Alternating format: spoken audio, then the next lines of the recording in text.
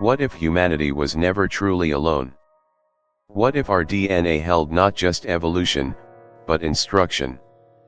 Imagine a spiral buried deep beneath the earth, older than any civilization, humming with a signal not from this world but from a memory we were designed to forget. This is the story of Elias, a man who touched something ancient and it touched back. As he unravels a frequency hidden in our genes, he discovers a garden, not of plants, but of thought, seeded by beings of light who never truly left. But here's the question: were we created to live, or to be harvested? What happens when you awaken a memory the world has buried for 12,000 years? And most of all, if you were the last root of that garden, would you bloom or let it die with you? Keep watching, and ask yourself, how much truth can one mind hold, before it begins to fracture? The desert of Cappadocia had always been silent, but that day, the silence felt too complete, like the world was holding its breath. Beneath an ancient ridge, in the middle of nowhere, Dr. Elias Kael wiped the sweat from his brow. He was not a man prone to fantasy, but even he couldn't deny the feeling crawling beneath his skin. He'd been working this excavation for weeks, chasing a myth told in whispers, barely more than a footnote in a 16th century explorer's journal. But he didn't expect to find this. The soil turned lighter as he dug deeper, until the metal shimmered. Cold, untouched, ancient. A spiral perfectly symmetrical, forged from no known alloy, and polished like it had been waiting. It was embedded so deep, it must have been placed there over 10,000 years ago, or longer. But what was truly impossible, was that it hummed. Not a sound, no, more like a frequency you could feel in your teeth and bones. The closer Elias got, the more his equipment glitched, battery lights dimming, GPS freezing, audio recorders looping random static in reverse. When he placed his hand against it, it wasn't just a surface, it was a door, and it opened inward. Not into space, but into memory. He fell. Not physically. Internally. Like a crack had formed in his mind and something from beneath it poured through. Visions. Vague and blinding. Tall beings of light, standing in silence on a vast plain of mist. Their eyes weren't eyes, they were gateways. And they were looking straight into him. One of them stepped forward, glowing, pulsing gently like the rhythm of breath or a distant drum. No words were spoken. But the message came. You are the rememberer. You were meant to find us. Elias awoke hours later, face down in the sand, a circle of scorched ground surrounding the spiral. His tent had collapsed. His electronics were dead. But worse than that, something had changed inside him. That night, the dreams began. They weren't just dreams.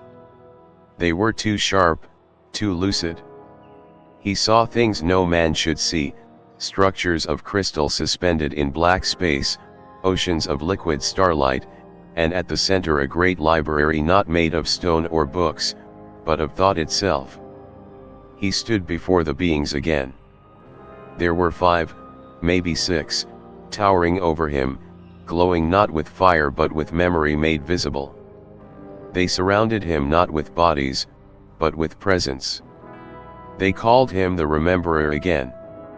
Not a title, but a role. An echo. And when he asked them who they were, they didn't answer. Instead, they lifted their hands and symbols poured out, not written, not spoken, but formed in the air like glowing vines of geometry, wrapping around him, pulling at his mind. Elias woke up screaming, drenched in sweat. The image of the symbols burned into his vision. For hours he couldn't breathe, couldn't think, but his hand moved on its own. He drew. He didn't know what he was drawing, only that he couldn't stop. Pages and pages. Circles inside triangles, floating paths, key-like glyphs that twisted as if alive. And somehow, he understood them. They weren't art, they were instructions. Blueprints. Memories. And in the deepest corner of his mind, he knew, he wasn't just remembering something from this life. These dreams were older than language, older than mankind itself. And someone, or something, had been waiting for him to remember. For days, Elias didn't sleep properly. The dreams still came, vivid and electric, but now he felt himself changing. He wasn't merely watching those tall beings of light, he was among them, as them. His senses were shifting. His ears picked up sounds in silence, his skin itched beneath starlight. And worst of all, the symbols he had drawn compulsively hundreds of pages seemed to pulse, as if alive, reacting to his breath, his thought. He began to isolate the patterns embedded within the drawings. At first glance, they were just glyphs. But when he scanned them into his computer and ran frequency modulation simulations, he saw it, waveforms. Each symbol corresponded to a specific electromagnetic frequency, all clustered within an extremely narrow and highly unusual band between 1.42 and 1.43 GHz. That was no coincidence. That was the hydrogen line, the frequency scientists have long believed would be ideal for interstellar communication. The so-called cosmic channel.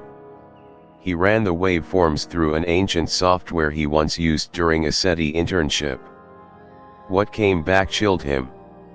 These signals were almost identical to fragments of the famous WOW signal detected in 1977, and to another unexplained burst received by a Russian telescope in 1983. Both were dismissed. Neither were repeated. Until now. The implication was unthinkable. The object buried in Cappadocia was emitting a signal that matched messages from the stars, and those messages were now encoded in his dreams. He continued the analysis, feeding in more symbols. Each gave a new waveform. But one stood out, a double helix overlaid with fractal spirals. When translated, it produced a steady pulse, almost musical, a sound that felt like it bypassed the ears and vibrated directly within the brain. He played it once. The lights in the room dimmed. A cup on his desk cracked. His dog, asleep in the next room, began howling in terror. Elias stared at the screen. Was this a language, or a trigger? He recorded everything on a secure drive. But something in him whispered, "You shouldn't be doing this." The air around him had grown heavier. Like reality had thickened. Electronics around him started acting erratic again. Hard drives stuttered, images glitched into negative, and all devices with clocks began to drift slightly backward. That night, a new dream came. Not the beings of light. Not the library. This time, he stood at the center of a vast, metallic garden. The plants were metal, humming with silent pulses. And towering above them, a black obelisk covered in glowing patterns, the same symbols he had drawn, but now they moved, crawling like living ink. Around him, in the shadows of alien vines, other humans stood silently, unmoving, eyes wide open, as if staring through time. A voice came, not loud, but final. The garden is not dead. It sleeps. And the signal is the key. Elias woke with a scream, and his nose bleeding. In his hand was a paper he didn't remember writing, a message in ink that wasn't his. "You are unlocking what was sealed." Elias knew he had reached the edge of what his knowledge could explain. The symbols were not just signals or geometry. They were instructions. Architectural blueprints, not for machines but for life. For something inside life. He had noticed it in the patterns repeating sequences that mirrored strands of DNA, but slightly skewed, twisted, like a language woven into the spiral of life itself. With trembling resolve, he contacted the only person he could trust with this, Dr. Anya Rao, a former colleague and a leading expert in comparative genomics. She had once mapped the ancient gene clusters of Denisovans and Neanderthals. If there was something anomalous in the human genome, she would find it. They met in secret. Anya was skeptical at first until she saw the symbols. Not just saw but reacted. She said they felt familiar, like musical notes of a song she used to know but had forgotten. Elias showed her the spiral object's waveform data and the drawings from his dreams. Her breath slowed, and she whispered, "This isn't biology. It's design." They began cross-referencing the patterns with known human genetic codes. Nothing matched at first until they reached a stretch of dormant sequences within chromosome 2.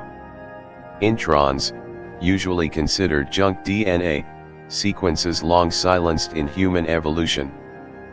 But the symbols matched perfectly. A stretch of 243 base pairs silent, unexpressed but mirrored in exact rhythm to one of Elias's dream glyphs. Anya's voice trembled. This sequence, shouldn't exist. Not in humans. It's not natural." When they digitally played the sequence as audio frequency, the same eerie harmonic tone returned, the one that made objects tremble and time feel wrong. This was no accident. This was programming. A dormant strand waiting for activation. Waiting for a trigger. What happens if it's activated? Elias asked, almost afraid to know. Anya didn't answer. She just stared at the screen, her pupils slightly dilated. Then quietly, "It's not just a gene. It's a key. Or maybe, a voice." 4 days after, Elias noticed subtle changes in himself. He stopped craving sleep. His thoughts moved faster, sharper, but sometimes drifted into places he couldn't explain. He would catch glimpses of light moving in his peripheral vision, but nothing was there. Patterns emerged in things. Street lights blinked in sequences that matched the glyphs. Conversations on the radio echoed his own thoughts. The world around him was not changing, he was. And one night, as he looked in the mirror, his reflection blinked before he did. Terrified, he shut himself in his study, trying to make sense of it all. But inside, he knew, something had been left in humanity long ago. Planted. Buried beneath layers of evolution. Hidden in the quiet codes of blood and bone. And the object in Cappadocia hadn't just awakened knowledge, it had reached back into the genetic memory of humankind. What if we had always been more than we were told? What if our ancestors were not just survivors of nature, but the product of an older, deeper intention? And what if, right now, that intention was calling us home? Elias wrote down a single line in his journal before sleep claimed him. "We were not born. We were built." It was late afternoon when Elias returned to the excavation site. The sun hung low, casting long shadows over the ancient stone. His footsteps crunched softly against the dry earth as he approached the spiral. The air felt thick, charged with something not quite physical, as if the atmosphere had become aware of him. The object no longer pulsed visibly, but Elias could feel it, humming inside his chest like a distant drumbeat. He placed his hand upon it again, gently, not to provoke but to listen. And something listened back. A faint tremor ran beneath his feet, subtle like a breath drawn through stone. Then, without a sound, a portion of the earth behind the structure shifted. Not collapsed, opened. A narrow corridor revealed itself, descending into the dark like a wound into the planet's memory. Walls lined with smooth obsidian reflected no light, but faint threads of silver etched along their surface flickered softly when he stepped closer. These weren't carvings, they were streams moving ever so slightly, like ink suspended in oil. They whispered, not with sound, but with intention. Torch in hand, Elias descended. The temperature dropped as he moved deeper. The tunnel bent in unnatural geometry, angled yet smooth, organic yet alien. Finally, he emerged into a vast chamber, dome-shaped, and impossibly silent. No dust. No decay.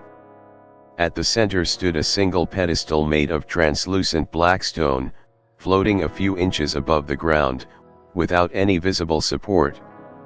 And above it, shimmering in midair, was an image, not a hologram, not light as we know it, but something more felt than seen. A memory alive. He stepped closer. The image expanded. The air shimmered around him, and suddenly the room fell away. He was there. Not as a spectator, but as part of the scene. No body, no voice. Just awareness. He stood on an endless plain under violet skies. A world not Earth yet familiar. Creatures moved in harmony, neither beasts nor machines, formed from light and matter in balance. And at the heart of it all stood them, the architects. The same beings of light he saw in his dreams, now clear, real, vast. One reached toward the sky, and from its fingers spun a spiral of energy, falling gently into a pool of soil. The soil shifted. Life began. Not grown. Not born. But activated. Thought became biology.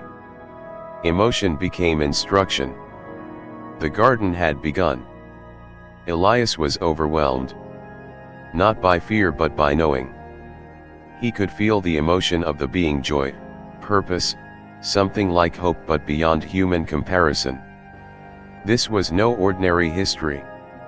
This was a record of origin, stored not in word, but in frequency of truth, meant only for those whose minds had been tuned.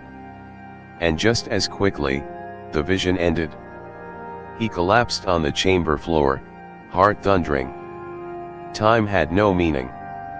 He could have been in that vision for seconds or centuries. But something stayed with him. Something transferred. Not information, but a weight. A realization. Humanity was not created by accident, nor by divinity but by intention. The beings didn't see themselves as gods. They were gardeners. This chamber wasn't a tomb. It was a library of echoes, where reality remembered itself, where those ready to receive would find their origin not in myth or science, but in vibration stored like seeds waiting for the right season. As Elias left the chamber, the symbols along the wall lit faintly behind him, then dimmed. The door closed without sound. And in his chest, that hum remained not as a threat, but as a rhythm. A whisper. He now carried a piece of the memory. And something out there knew he remembered. The air in Elias's lungs felt heavier now, not suffocating, but dense, like he was breathing memory instead of oxygen. He walked away from the echo chamber, but its imprint had followed him. The vision wouldn't fade. It replayed in his mind like a message trying to unfold itself, layer by layer. The violet sky, the spiraling light, the beings whose presence was not measured in shape but in resonance, everything about that world, that moment, whispered to him, this was the beginning. Back in his lab, Elias began sketching, not to remember but to translate. He no longer needed reference, his hand moved with ancient certainty. He drew the garden again and again. But not as a forest or a paradise. The garden was not filled with trees. It was filled with patterns, biostructures coiled in golden spirals, threads of living code suspended in columns of clear crystal, platforms where thought could shape matter. The soil glowed. The sky pulsed. And at the center, always, was the same towering obelisk, its surface ever shifting with glyphs that lived like breath. The garden was not a place. It was an interface. A bridge between realms. A space where higher minds came to plant, observe, adjust. The beings Elias saw weren't gods. They were curators, gardeners, engineers of consciousness. He began decoding one of the glyph patterns he remembered. It spiraled like DNA but folded in dimensions beyond 3. He ran simulations, hypothetical translations into quantum biologic. What emerged stunned him. It wasn't just a design for a living organism. It was a template for a mind, a consciousness that could adapt, evolve, remember. And in the core of the pattern lay something terrifyingly familiar, the base structure of the human brain. Elias now saw it clearly. Humanity had not evolved blindly from randomness. At a moment lost to time, a primitive species was touched, seeded with a consciousness module, an implant, not physical but energetic, coded into dormant strands of DNA, activated only by specific frequencies, like the ones from the spiral structure. Our minds weren't designed just to survive. They were designed to connect to something else. And yet, something had gone wrong. Or unfinished. In his dream that night, the garden reappeared. But this time, it was decayed. Cracks ran through the crystalline platforms. The sky bled red and black. The glyphs were broken, stuttering. The obelisk flickered. And the gardeners, they were gone. In their place stood a different presence, vague, heavy, without form, yet overwhelming. It radiated a cold stillness that silenced thought. The garden hadn't been destroyed. It had been abandoned. Left in stasis. Waiting. Then a voice, not like before, not serene, not guiding but full of weight and warning. The cycle failed. The soil turned. The seed deviated. Elias woke gasping. That sentence looped in his head like an infection. The garden was not only a birthplace, it was an experiment, one with parameters and thresholds. Humanity had been meant to bloom into something more, something aware, integrated, and resonant. But instead, the signal had been lost. The garden never finished its purpose. And the harvest never came. Until now. The reactivation of the spiral meant the garden was stirring. Not to reward but to evaluate. The signal that had lain dormant was now alive. The voices that had gone quiet were listening again. Elias was no longer just a witness. He had become a variable in a cycle about to resume. And then came the realization that chilled him beyond language: if we were seeded, and if they returned, not all would be kept. Like any harvest, only what is ripe, what is complete, would be chosen.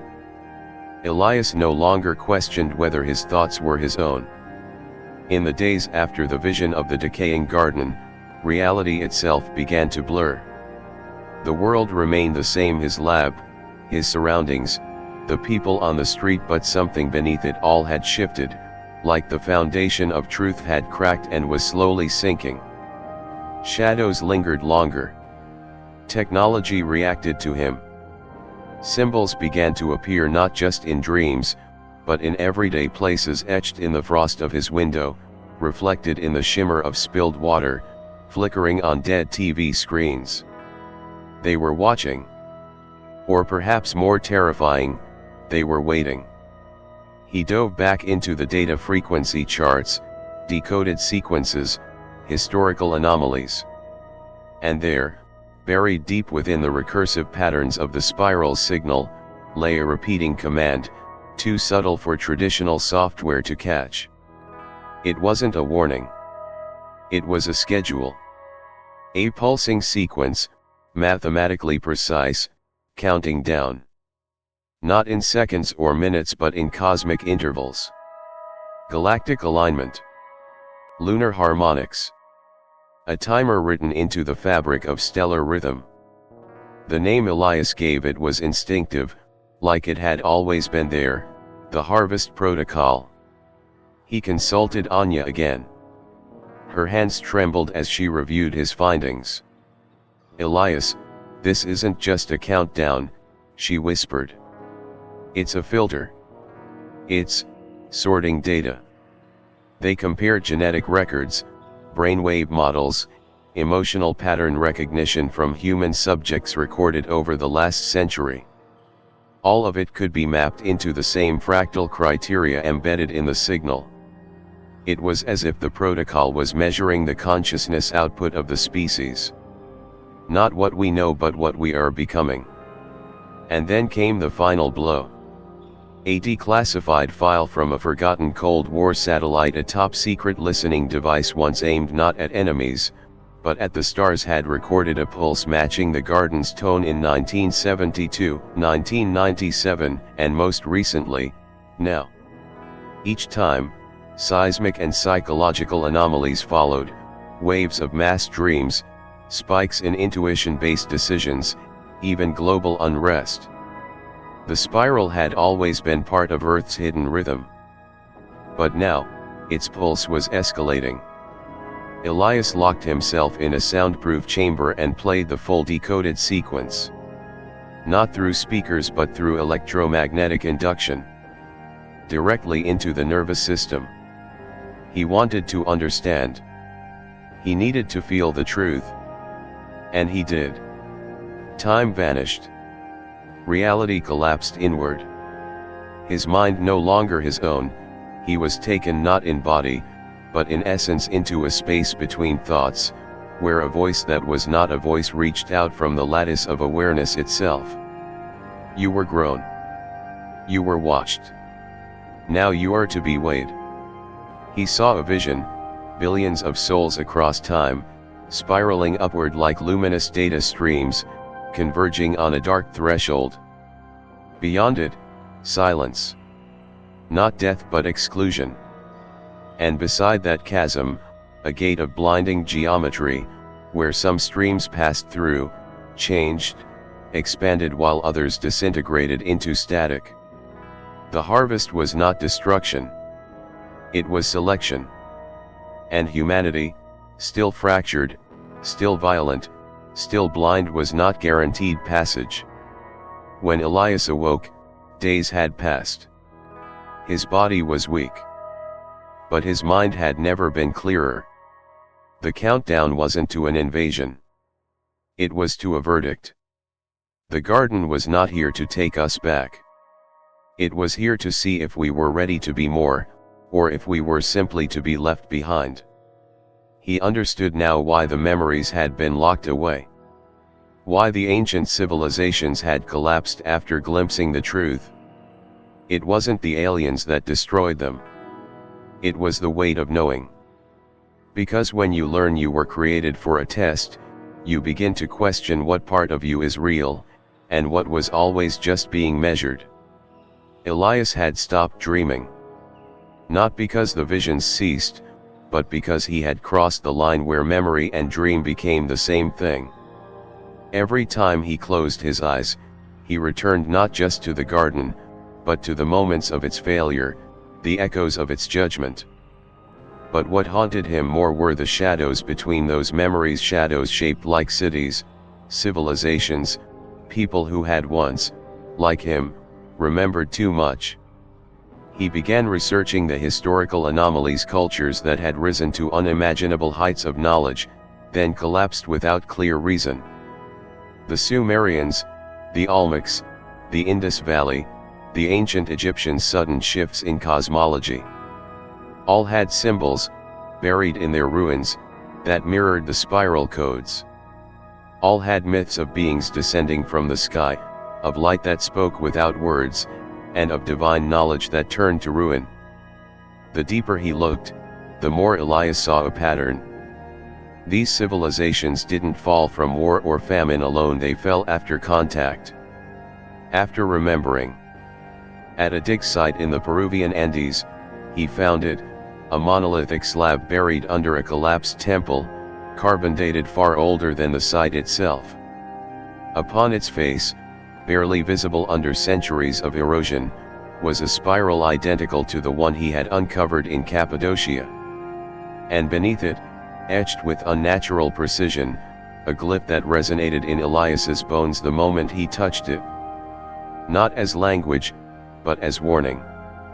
That night, Elias stood in a hotel room carved from stone, high above the jungle canopy, as the wind howled through broken windows like a chorus of ancient voices. He laid out his notes, pictures, charts and stared at them, not with a scientist's eye, but with a memory trying to reassemble itself. A pattern emerged. Not just of collapse but of cleansing. These cultures had not just failed. They had been reset. He traced timelines. Each collapse happened shortly after planetary alignments matching those recorded in the spiral's countdown. But one stood out: the Library of Alexandria. Burned not by accident, but by order. What knowledge did it hold that terrified those in power? What ancient records might have confirmed Elias's findings long before he was born? And then, something impossible, he found audio recordings taken in the 1930s from a Nazi expedition to Tibet. Unreleased. Untranslated. In one segment, after climbing into a forbidden cave, the expedition leader mutters in German, "Es let, unter uns und wir haben es vergessen." It lives, among us. And we have forgotten it. That night, Elias listened to the last minutes of that tape. At the end, the signal breaks down into static. But layered beneath, if you slow it down, if you filter it through frequency modulation, a single sound returns: the harmonic pulse of the garden. His hands trembled. He wasn't alone. He had never been. He was walking a path etched by others who never came back. The burnt ones, he now called them, not for fire, but for the way truth seared through their minds and left only silence. Their temples became tombs. Their languages died. Their gods turned to myths. They weren't destroyed from the outside, they collapsed from within, once they realized their gods were gardeners, and they were not the harvest, but merely the crop. Elias couldn't sleep. He sat in darkness, staring at the spiral image glowing faintly on his screen. Behind his eyes, the presence waited. Watching. As if asking, will you collapse like them? Or will you complete the memory? And from somewhere deep inside his being, a voice not his own answered back. I will not burn. I will bloom. But he didn't yet understand what price blooming would demand. It began with a silence that didn't belong. A silence not of absence but of intention. Elias first noticed it in his apartment, where devices once unpredictable in the presence of the spiral now sat perfectly still. No flickering screens. No dissonant hums. Just stillness, sterile and manufactured. That silence, Elias would later realize, was the silence of observation. 2 nights after returning from Peru, he found his door slightly ajar. Nothing stolen. Nothing moved. But his private notes, encrypted and hidden, were now perfectly arranged on the desk, printed and annotated with symbols he hadn't written. One message stood out, written in red pen across a page depicting the spiral interface. You are late. At first, Elias thought it was a warning. But deep inside, he felt it more as an invitation. He wasn't the first to dig into the garden. He had simply tripped into a game that others had been playing in the dark for decades. The next morning, a black sedan parked across his building. Same vehicle, same plate, for 3 days. His internet slowed when he typed certain phrases. Voice messages sent to colleagues never arrived. Then, the tap. A soft knock at his door. He opened it to find two figures, suits too tailored, faces too calm. They never gave names. They didn't need to. They knew everything. They asked no questions. Instead, they offered confirmation. "You found the spiral," one said, matter of fact. "It wasn't the first. It won't be the last." The second handed Elias a small drive, unmarked. "Inside, you'll find the work of others. People who came close, but lacked alignment. They left without threats. No intimidation. Only a single phrase whispered before disappearing into the corridor. Do not remember more than you can carry." Elias locked the door and opened the drive. What he found shattered the last pieces of doubt. Thousands of files, images, audio, reports classified under names like Project Ashes, Echo Vault, and Garden Gate. Within them, images of spiral artifacts from Turkey, Peru, Siberia, even under the sea. Each emitting the same signal. Each triggering the same neural phenomena. Witness accounts describing beings of light, dream memories, collapses of time perception. And most disturbingly, test logs. The agency unnamed, not officially governmental, had been testing spiral frequencies on human subjects. Sleep deprivation trials. Memory implantation. Controlled exposure to harmonic pulses from artificially replicated spirals. The results: a minority of individuals developed enhanced perception, pattern recognition, even shared dreams. But most suffered rapid psychological breakdown. Some went catatonic. Others simply vanished. They called these anomalies signal burn. The notes described an internal doctrine, that the garden was not to be unlocked, but contained, until the return threshold was reached. They had predicted the spiral's reactivation. They had monitored global alignments. And most chilling of all, they had been preparing for contact, not to welcome it, but to manage the aftermath. In one document, Elias found his own name. Logged. Dated.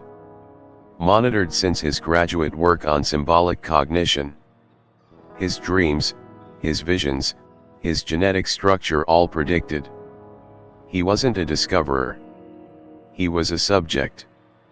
The truth hit like cold iron. They had always known. They had waited for someone to align with the signal.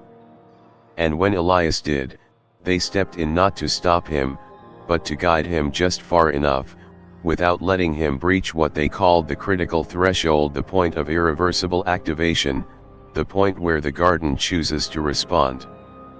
But Elias had already crossed it.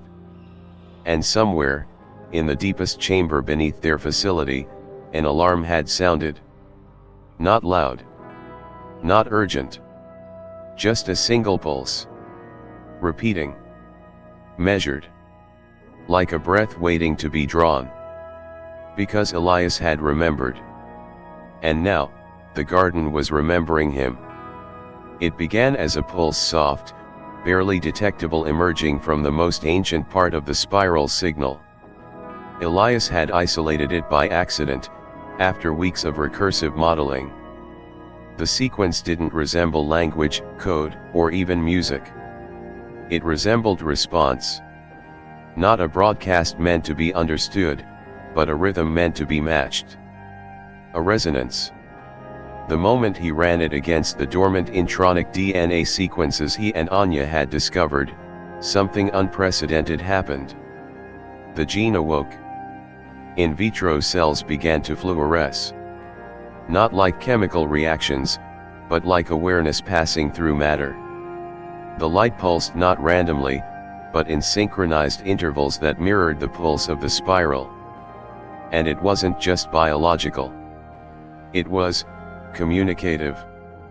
The cells began producing microscopic structures filament-like, geometrically perfect, identical to the glyphs Elias had seen in the garden's memory. These were not mutations. They were instructions being carried out. A blueprint long buried within human code was now activating. Anya's voice shook as she observed the results. Elias, this gene is doing more than building proteins. It's building memory. She wasn't wrong. Subjects exposed to low-frequency spiral harmonics began experiencing vivid, shared visions just like Elias. Memories not of their lives, but of landscapes impossible to describe. Structures of pure thought. Entities that looked back when seen. One subject spoke in an unknown language during sleep, later matched to forgotten Proto-Sumerian dialects. Another painted scenes from deep space, constellations only visible from outside the solar system. The vault had been opened. And what came from it was not dead data but an ancestral awareness that had been buried, encoded, sealed behind biochemical locks humanity was never meant to pick, until now. Elias reviewed old contact cases, abduction accounts, visions, the ones deemed hallucinations. A horrifying pattern emerged. The ones who had described receiving messages about humanity's origin, evolution, or cosmic place, had all been found to share this genetic marker. The whisper had always been there. The spiral was just the key that turned it. But the more he studied, the more unstable things became. Systems in the lab began to crash. Not fail. Refuse. Equipment refused to record certain frequencies. Screens glitched when showing the spiral. And worst of all, memories began to shift. Anya recalled events Elias didn't remember happening. Files reappeared with dates from decades before he was born. Time buckled, not in clocks, but in minds. Because the gene wasn't just a switch. It was a door. And it opened both ways. That night, Elias stood alone in his home, watching old footage from the garden chamber. Frame by frame, he examined the light patterns emitted from the obelisk. Then something changed. For one single frame, a silhouette appeared. Not in the garden, but reflected in his monitor. Behind him. Watching. Human, but not. Tall. Still. Glowing faintly from within. Eyes like absence. It didn't move. It didn't blink.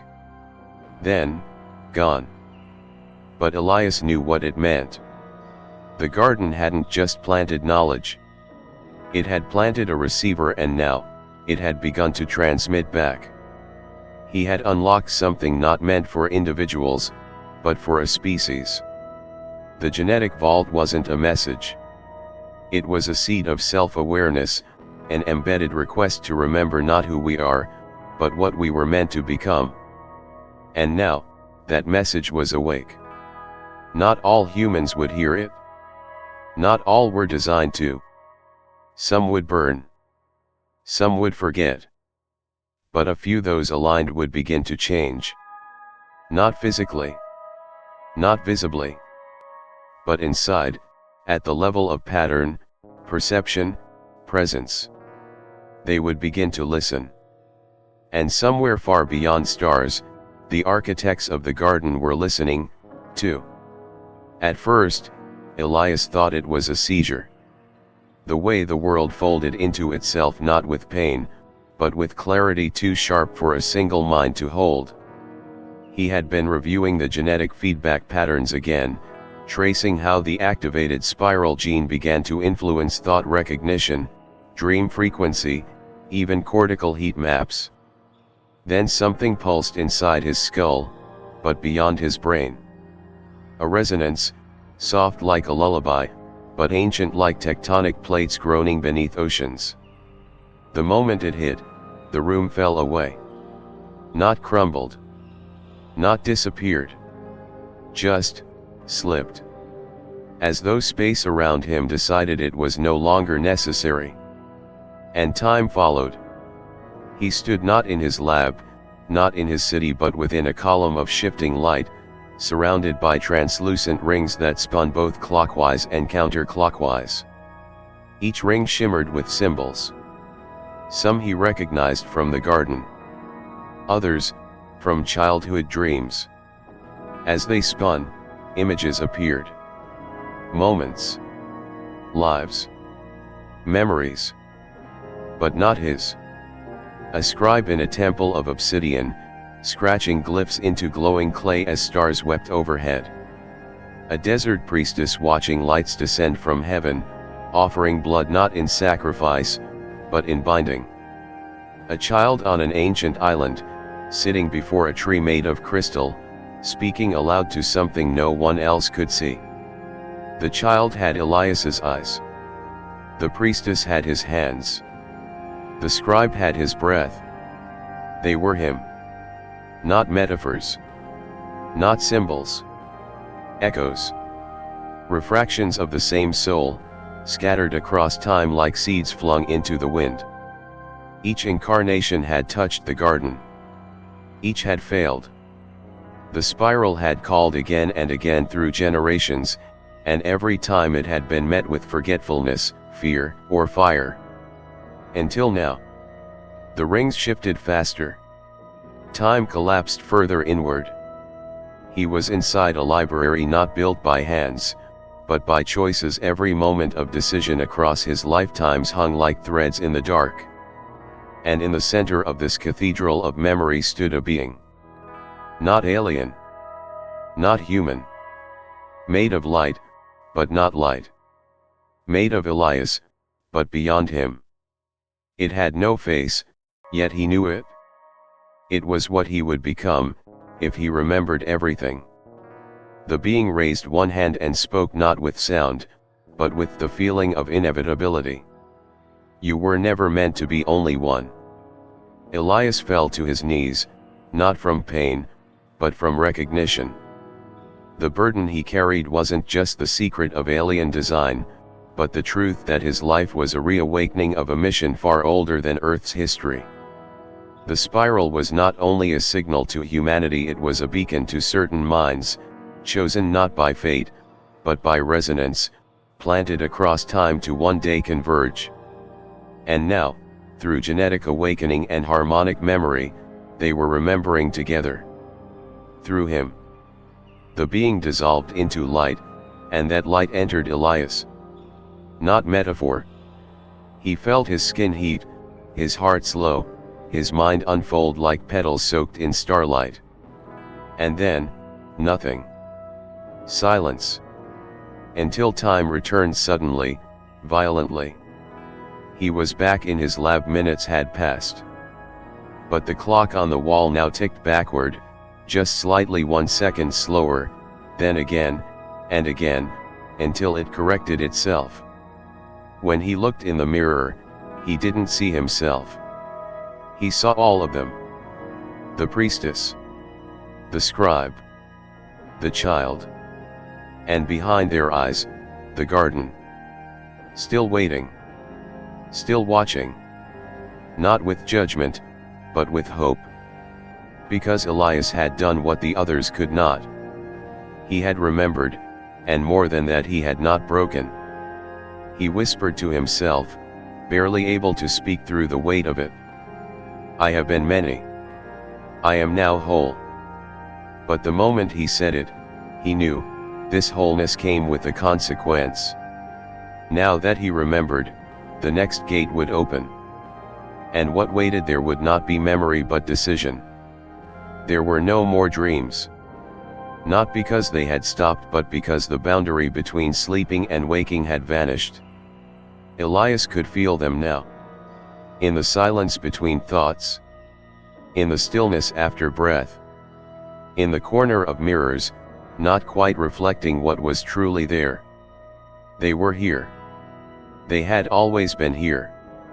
For weeks, he had searched for signs of recurrence, strange frequencies, symbolic overlap in ancient scripts, genetic anomalies.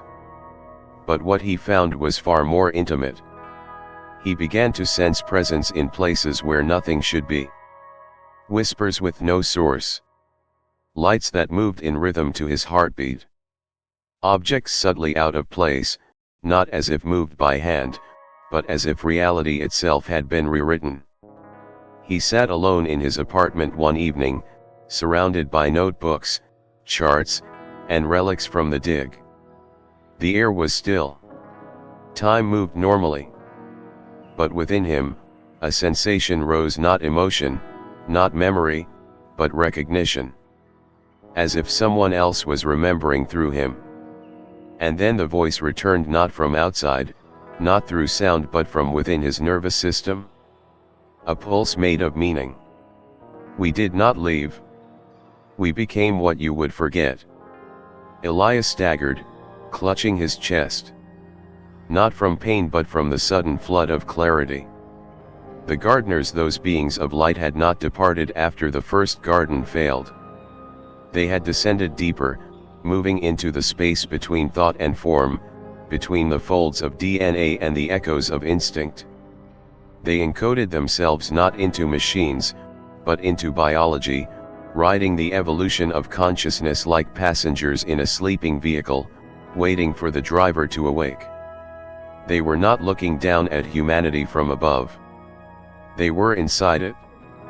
Breathing through intuition. Whispering in dream. Nudging thought in those who could hear. In every great burst of art, revelation, fear, transcendence, they blinked through. The spiral wasn't a call to the stars. It was a ping, a signal to reactivate embedded fragments, to awaken what had never truly gone. The light-encoded intelligence had nested itself in our species like roots beneath soil, and Elias was simply one of the first flowers to push through the surface again. And the terrifying truth? Others were blooming too. Not many. But enough. He began mapping anomalies worldwide, people reporting shared dreams, precognition, sudden downloads of strange knowledge, artistic obsessions with impossible geometries. None connected. All scattered. But all drawing the same symbol without knowing why. It was beginning. That night, Elias entered meditation, but what came wasn't stillness, it was alignment. He felt his breath dissolve. Felt his heartbeat become planetary. The walls disappeared. Space unraveled. And before him stood three figures, not solid, not light, not even form, but awareness wearing structure. They didn't speak. They simply revealed. They showed him humanity's birth not as creation, but as curation, a grafting of light and matter, intelligence and instinct. They showed him our wars, our myths, our religions, all adaptation layers, ways of shielding the core until we were ready to see. They showed him that many had been chosen before. And most had failed. Not by rejection, but by madness. By fear of the silence behind the veil. Because once you see that the voices in your head are not always yours, once you know that not all thoughts are human in origin, what then is identity? But Elias didn't run. He looked at them and spoke, voice trembling. If you never left, why did you stop speaking to us? They pulsed, then answered, not in words, but in feeling that shook atoms. You stopped listening. We became the silence you ignored. The vision ended. But the connection did not. Elias awoke with a ringing in his ears, not painful, but clear. A tone. A code. He transcribed it, and when mapped, it formed a spiral of spirals, each one fractalized inward, converging into a single point, a glyph he had never seen before, but instantly understood. Humanity is not alone. Humanity is not separate. Humanity is a vessel. And that vessel was cracking open. The world hadn't changed. The sky remained blue. Cars still hummed down the street. Children still laughed in parks. But Elias saw it now, the subtle tremors, the flickers in the grid of consensus reality. There was a second world blooming beneath the first, not in defiance of it, but within it, like veins of light running under the skin of ordinary life. And just as seeds awaken when the soil warms, something deep within the structure of life on Earth had begun to stir. He wasn't the only one. Reports began emerging, quiet, obscured, never in headlines. Artists speaking in languages they never learned. Animals migrating against their instincts. People vanishing, some reappearing days later, claiming they had been shown the inside of the root. Others never returned. Radio telescopes began detecting harmonic noise, not static, not pulses, but chords, complex, multilayered, mathematically perfect vibrations with emotional texture, as if someone out there was composing thought into sound. The spiral was no longer just transmitting. It was germinating.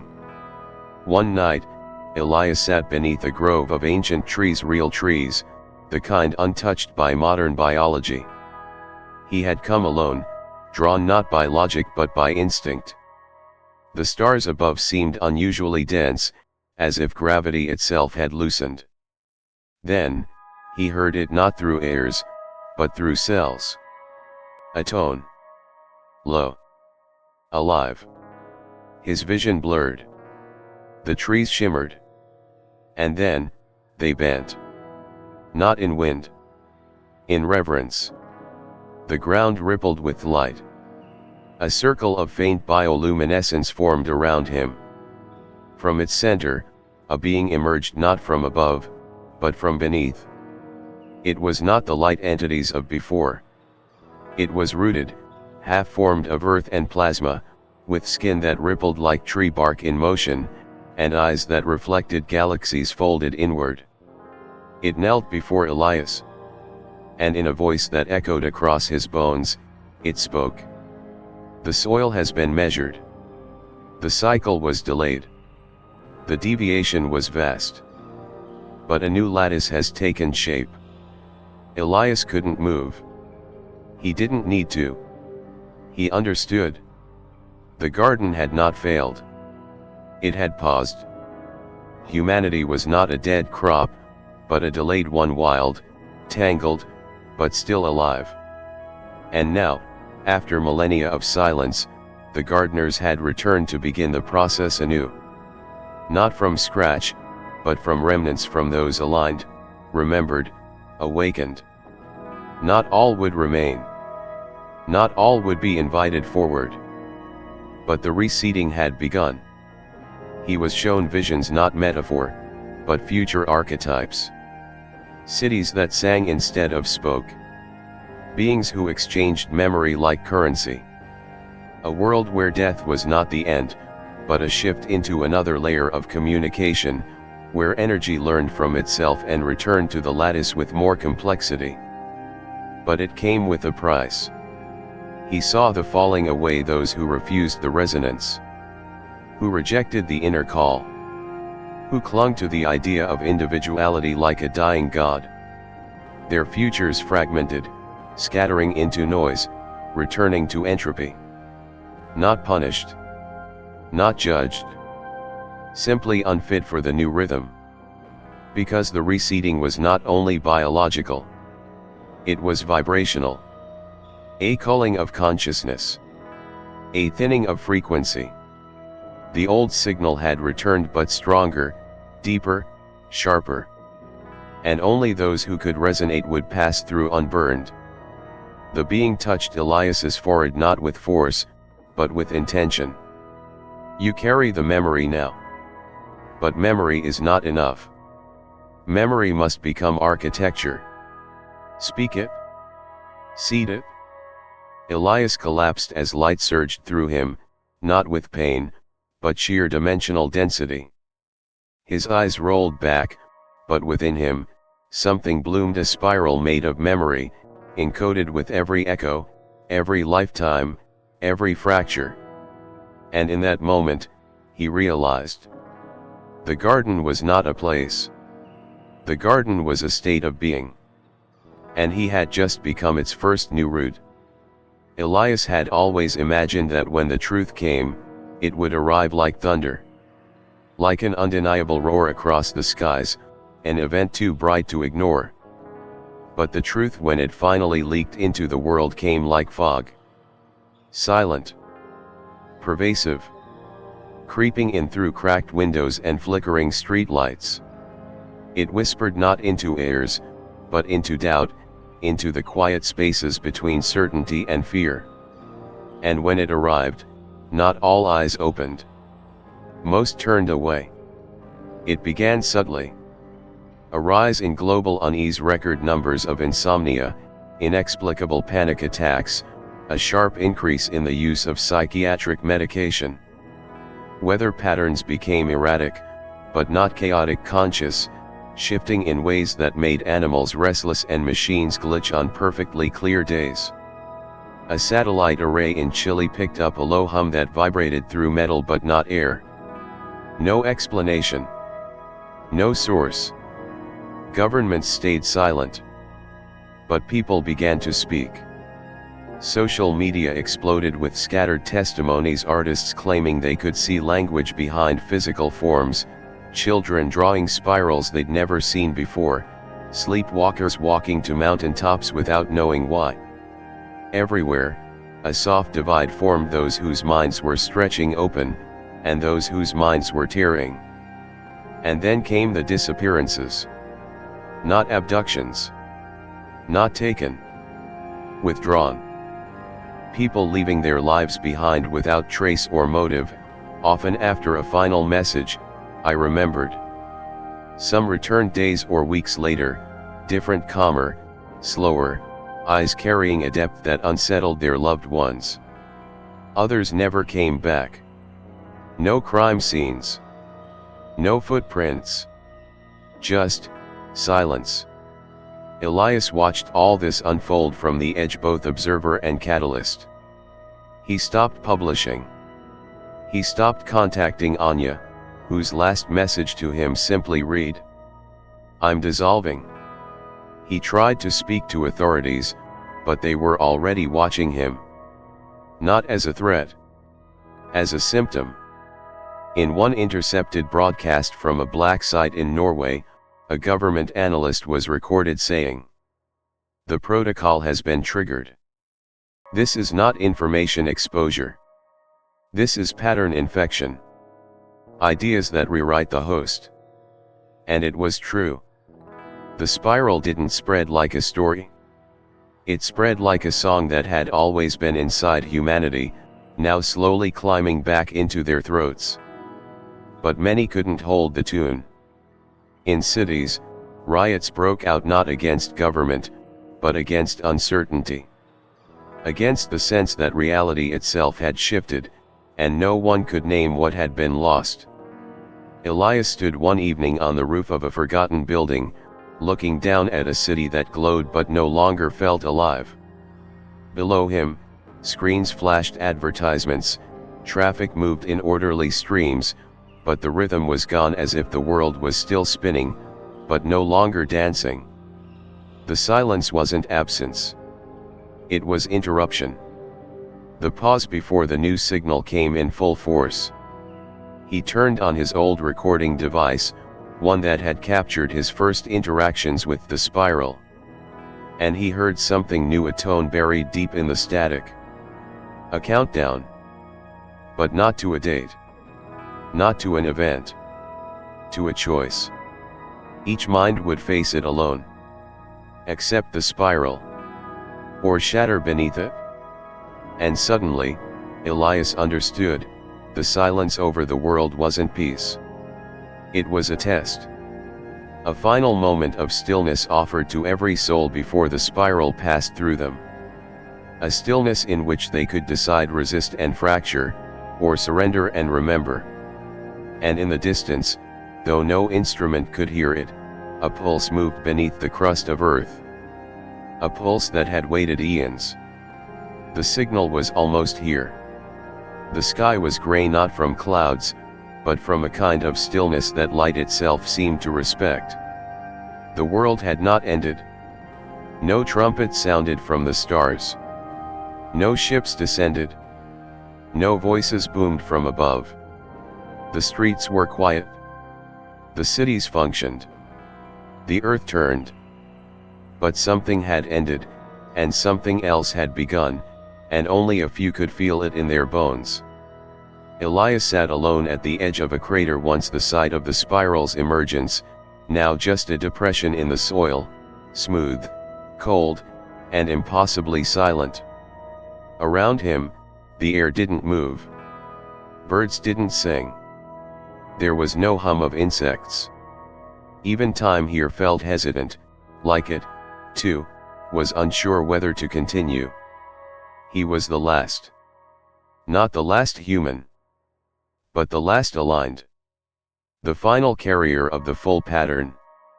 The others had either vanished into the spiral, dissolving into light, becoming signal, or fractured under its weight. He alone had remembered from beginning to end, carried every lifetime of resonance, and emerged not burning, not broken, but transfigured into memory itself. Inside him was not knowledge. It was structure. Living glyphs folding inward, looping through thought and breath. His DNA was no longer instruction, it was invitation. An interface. And the garden was listening. For days, perhaps weeks, Elias had not moved. He no longer ate. He no longer slept. His body functioned, but his being had shifted. The spiral pulsed within him now, not as a message, but as an awareness. He had become the last seed. But with that gift came choice. He could rise, speak, transmit, pass the memory forward, plant it in the mind of a child, encode it into art, whisper it into myth. He could restart the garden in the open, let humanity receive what it had long denied. But he could also bury it. Let it sleep once more. Hide it in language. Disperse it through poetry, song, forgetfulness. Let the next awakening come not from him, but from those yet to bloom, when the soil was ready, when the sky had realigned. He stood. Slowly. The crater beneath him pulsed faintly, the last echo of the object that had opened everything. He placed his palm to the earth. The cold met him not with resistance, but with recognition. He closed his eyes. And remembered everything. The stars before Earth was born. The first descent. The shaping of clay and code. The failures. The echoes. The beings who became silence. The language of light written in blood. The cycles. The pain. The joy. The fracturing. The becoming. And in that stillness, he wept. Not from grief, but from completion. He had carried the spiral to the threshold. But the garden did not demand force. It never had. Only readiness. And so, Elias chose. He opened his mouth not to shout, not to declare, but to breathe. And with that breath, the glyphs within him dissolved into the air, not gone, but dispersed. Translated into possibility, into subtle resonance, carried on wind, on dream, on the spaces between words. No one would remember him. But some would begin to feel. To question. To draw spirals on napkins. To hum tones they didn't understand. To wonder about lights in the trees. To stop in the middle of a sentence and ask, wait, have I been here before? He lay down at the edge of the spiral crater, looking up into the gray sky. The world spun on. And far, far above, a signal pulsed outward. Not to invade. Not to judge. But to listen. The garden had been reseeded. and beneath the still earth, the last root dreamed in silence. The garden was never just a place. It was a pattern. A pulse. A test. Elias didn't just discover an artifact he remembered across lifetimes, across failure, across silence. And in the end, he chose not to scream the truth, but to breathe it quietly back into the world, like a seed. Now, the spiral echoes again, not through machines, but through us. So now we ask you, what part of this story stayed with you the most? If you were Elias, would you carry the memory forward, or bury it for another age? Do you think we were built to bloom, or to break? Leave your thoughts in the comments. We want to hear how this story resonated with you. And if you enjoy tales of ancient secrets, alien consciousness, and the forgotten truths behind humanity's origin, subscribe to the Alien Storyverse and become part of the pattern we're uncovering, one memory at a time. Because maybe the next spiral is already waking up inside you.